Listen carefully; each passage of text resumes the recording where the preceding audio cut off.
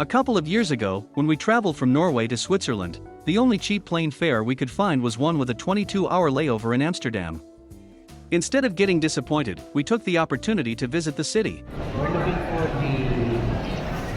the visitor center. We arrived in Amsterdam at 8:45 in the morning on a KLM flight from Trondheim, Norway, and our connecting flight to Zurich was not until 7 a.m. the following day. As soon as we disembarked the plane, our first order of business was to find the visitor center at arrivals 2 and Schiphol Plaza to buy the one-day Amsterdam and region travel ticket. Okay. We just need the one day. Just one day. Yeah, we're only one day. We have 22-hour layovers. Yeah. And go around. You also can go latest to Amsterdam with it, eh? It's also for Amsterdam. We can go to public Amsterdam. transport. Okay. So from here it's a train. You always, when you take a train from here, before you go downstairs, there's a yellow machine where you Tap scan. it. Yeah. Yeah, and at the station you scan again. Okay. Always when you take. So a bus every or time we whatever- take it, we scan it. Yeah. Okay. Before you enter or. Get on board. Yeah, yeah. Or sometimes when you go on board, it depends on the mean of public Oh, transport. it depends. In Amsterdam, if you take a tram, for example, when you go in, you have to scan already, and when you go out as well. Okay. Just look at us, the Dutch people. Okay. We'll follow you. We'll follow you, yeah.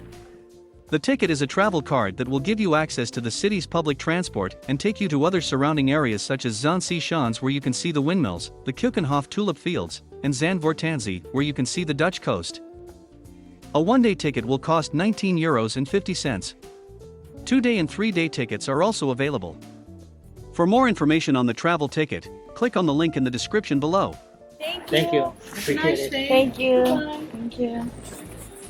Okay, now, let's go to our hotel. After getting the one-day travel card, we took pictures on the Amsterdam sign just outside the Schiphol Plaza. We then proceeded to the Sheraton Amsterdam Airport Hotel to check in and dropped off our bags in our room.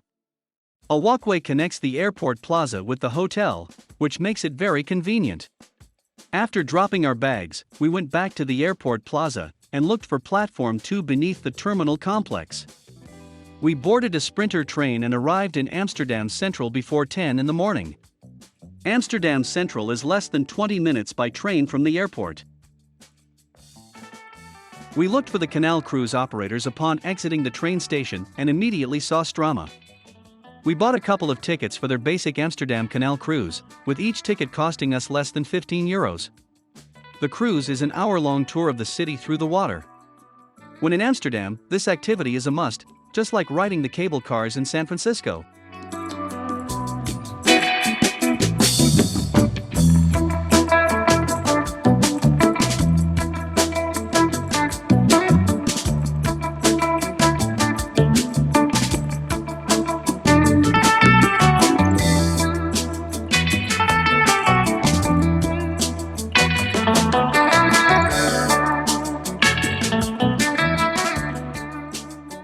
A narrow footbridge.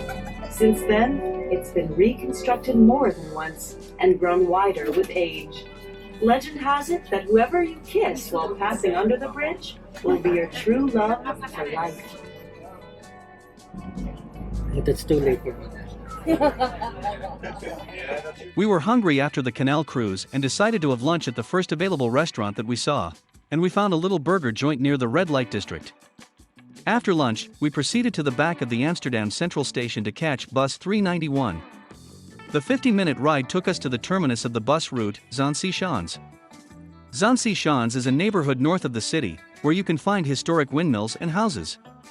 We walked around Zaanse Schans and admired the well-preserved and still functioning windmills.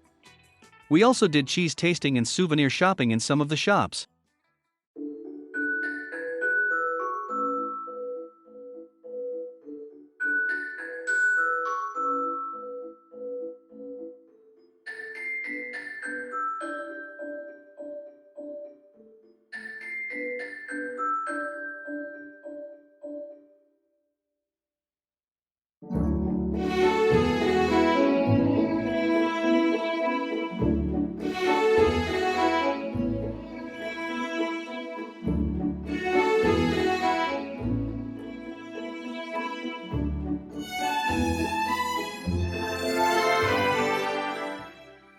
By 2:30 in the afternoon, we decided to go back to Amsterdam.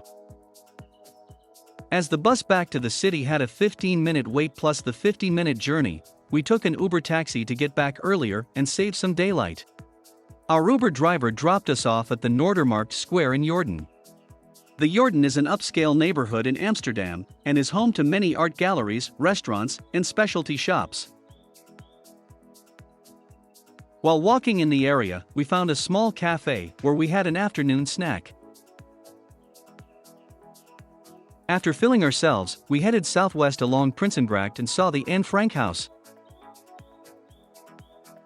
We continued on to Prinsengracht, turned left on Westermarkt. As we turned right on Keizergracht, we saw more than a dozen people performing a silent disco at the Westerkerk Plaza.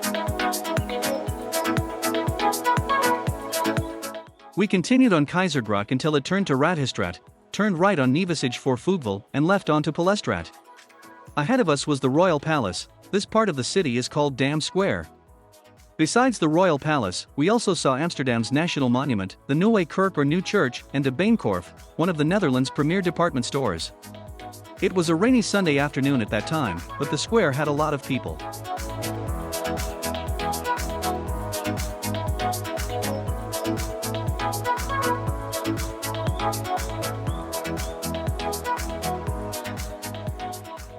After spending some time at Dam Square, we proceeded to the last item on our itinerary, de Wallen. It is Amsterdam's largest and best-known red light district. We walked around the neighborhood and into the alleys to check out the shops and some of the happenings. As it was still a bit early, there wasn't much to see, if you catch my drift. Note that taking pictures or videos of the ladies who work at de Wallen is prohibited.